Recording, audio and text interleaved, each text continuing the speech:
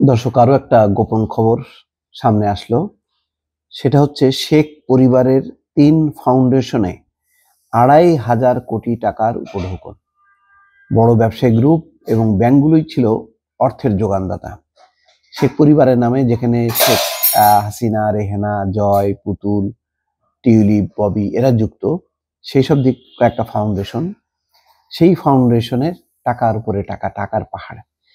এইসব ফাউন্ডেশন বা এইসব সংস্থা দেশের কি কল্যাণে আসছে, কি কাজে ব্যবহার হয়েছে, মানুষের কি উপকার হয়েছে, এটা আসলে বলা মুশকিল। তবে অনেকের আখের গোছানো হয়েছে, এটা পরিষ্কার, এটা বলা যায়। শেখ পরিবারের ৩ ফাউন্ডেশনেই ২,৫০০ কোটি টাকার উপর উপঢৌকন দেওয়া হয়েছিল। আর এইসব ফাউন্ডেশনের অর্থের যোগানদাতা ছিল এস আলম, নজরুল ইসলাম মজুমদার সহ কিছু ব্যাংক, ডাকাত, ব্যবসায়ী গ্রুপ এবং ব্যাংকগুলো। এর মধ্যে এস আলম ইসলামী ব্যাংক সহ তার নিয়ন্ত্রণে থাকা ৮টি ইসলামী ব্যাংক থেকে সিআরএসআর এর অর্থ এসব তহবিলে জমা দিতেন। সিআরএস এর যেই অর্থ ছিল সেগুলি ওখানে জমা পড়ত। টানা ১.৫ দশকের উপরে ব্যাংক পরিচালকদের শীর্ষ সংগঠন বাংলাদেশ অ্যাসোসিয়েশন অব ব্যাংকস চেয়ারম্যানের পদ ধরে রেখে ব্যাংকগুলোকে পতিত প্রধানমন্ত্রী শেখ হাসিনার পরিবারের প্রতিষ্ঠানগুলোতে কোটি কোটি টাকা জমা দিতে বাধ্য করতেন নাশা গ্রুপের মালিক এবং এক্সিম ব্যাংকের চেয়ারম্যান নজরুল ইসলাম মজুমদার। এর বাইরে আছে বেক্সিমকো, সামিট, বসুন্ধরা, ওরিয়ন সহ বড় কিছু ব্যবসায়িক গ্রুপ এসব ফাউন্ডেশনের নিয়মিত অর্থের যোগানদাতা। প্রতিষ্ঠানগুলো হচ্ছে বঙ্গবন্ধু ফাউন্ডেশন, সিআরআই ফাউন্ডেশন এবং সূচনা ফাউন্ডেশন। এসব প্রতিষ্ঠানের প্রধান ছিলেন স্বয়ং শেখ হাসিনা, রেহানা, শেখ হাসিনার ছেলে জয়, মেয়ে পুতুল, রেহানা পুত্র ববি সহ শেখ পরিবারের আস্থাভাজন কিছু রাজনৈতিক ব্যক্তি ও মন্ত্রীরা। বাংলাদেশ আর্থিক গোয়েন্দা ইউনিট বিএফআইইউ, দুর্নীতি দমন কমিশন, জাতীয় রাজস্ব বোর্ড, পুলিশের অপরাধ তদন্ত সংস্থা সিআইডি সহ একাধিক সংস্থা থেকে তদন্ত করা হচ্ছে। এসব প্রতিষ্ঠানে কারা অর্থের যোগান দিত, কারা অর্থ কিভাবে ব্যয় করা হতো, ফাউন্ডেশনে অর্থ পাচার হয়েছে কিনা, এসব বিষয় নিয়ে সংস্থাগুলো কাজ শুরু করেছে, সংশ্লিষ্ট সূত্র এই তথ্য জানিয়েছে। সংশ্লিষ্ট সূত্র বলছে সবচেয়ে বেশি অর্থ জমা দেওয়া হয়েছে বঙ্গবন্ধু ফাউন্ডেশনে, অঙ্ক ১,০০০ কোটি টাকার উপরে।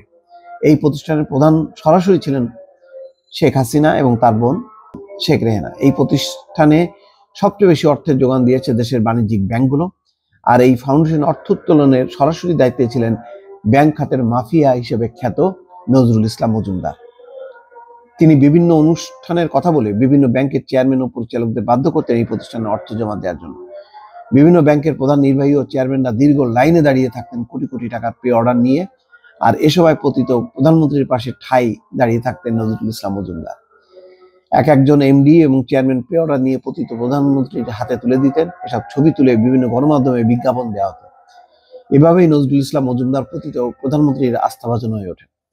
বঙ্গবন্ধু ফাউন্ডেশনের চাঁদা যোগানের দায়িত্বে থাকা নজরুল ইসলাম মজুমদারও আখের গুছিয়েছেন। বিভিন্ন ব্যাংক থেকে বিধি বহির্ভূতভাবে ঋণের নামে অর্থ বের করে নিয়ে বিদেশে পাচার করেছেন। তার নামে বেনামে প্রতিষ্ঠানে ঋণের পরিমাণ ২৫,০০০ কোটি টাকা ছাড়িয়ে গেছে। এর বেশিরভাগ অর্থ পরিশোধ তো দূরের কথা, মুনাফাও পরিশোধ করতেন না। একমাত্র জনতা ব্যাংক থেকেই বিধি বহির্ভূতভাবে ২৬১ কোটি টাকার সুদ মওকুফ করে নিয়েছিলেন ব্যাংক খাতের এই মাফিয়া ডন। বঙ্গবন্ধু ফাউন্ডেশনগুলোর বাইরেও বড় বড় ব্যবসায়িক গ্রুপ অর্থের যোগান দিত।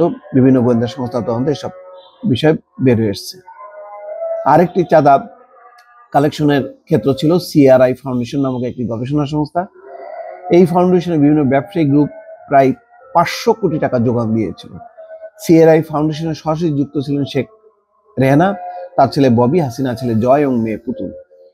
সূচনা ফাউন্ডেশন নামের আরেকটি প্রতিষ্ঠানেও ১,০০০ কোটি টাকার উপরে জমা দিয়েছিল ব্যবসায়ী গ্রুপ ও ব্যাংকগুলো। এই প্রতিষ্ঠানের সাথে সরাসরি যুক্ত ছিলেন হাসিনা কন্যা পুতুল, আরেক সাবেক তথ্য প্রতিমন্ত্রী আরাফাত সহ শেখ পরিবারের কয়েকজন ঘনিষ্ঠজন। সূত্র জানায় এইসব ফাউন্ডেশন কি পরিমাণ অর্থ লেনদেন হয়েছে, এসব অর্থ কারা যোগান দিয়েছিল, এসব অর্থের কি পরিমাণ পাচার করা হয়েছে তার তথ্য বের করা হচ্ছে। একই সাথে এসব প্রতিষ্ঠানে যারা কাজ করতেন তাদের বিষয়ে খোঁজখবর নেওয়া হচ্ছে। শীঘ্রই এই বিষয়ে পূর্ণাঙ্গ প্রতিবেদন দাখিল করা হবে বলেও সূত্র জানিয়েছে।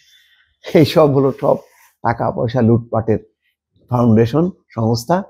এগুলি কিছু ওই বাৎসরিক কিছু বনভোজনের মতন করে কিছু সংস্থা ছিল, যারা বঙ্গবন্ধু, শেখ হাসিনা, মুজিব দর্শন এই সমস্ত দর্শন প্রচার করত। আর কিভাবে গণতন্ত্র বিনাশ করা যায়, গণতন্ত্র দরকার নেই, স্বাধীনতা মুক্তিযুদ্ধের পক্ষের লম্বা লম্বা বক্তৃতা, রাজাকার আলবদর পাকিস্তান ছেয়ে গেছে, এই সমস্ত নানান রকম মানে মুখরোচক কথাবার্তা সামনে এনে ভেতরে ভেতরে হচ্ছে কোটি কোটি টাকা হলো পাচার করা এবং লুটে নেওয়া। এই ছিল তাদের কর্মকাণ্ড। দর্শক ভালো থাকবেন, আল্লাহ হাফেজ।